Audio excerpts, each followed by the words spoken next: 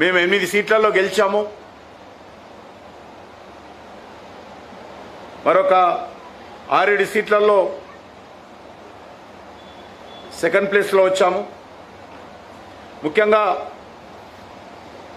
ముఖ్యమంత్రి గారి జిల్లా, ముఖ్యమంత్రి గారి అసెంబ్లీ కొడంగల్ ఉన్నటువంటి పార్లమెంట్ కాన్స్టిట్యున్సీని కూడా ఈరోజు భారతీయ జనతా పార్టీ గెలుచుకోవడం జరిగింది.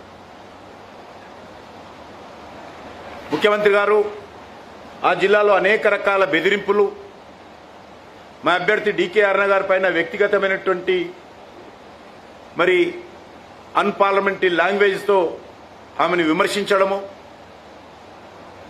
అనేక రకాల కోట్లాది రూపాయలు ఖర్చు పెట్టడము, అధికార దుర్వినియోగానికి పాల్పడము, భారతీయ జనతా పార్టీ కార్యకర్తలను బెదిరించడము, ఇవన్నీ చేసినప్పటికీ కూడా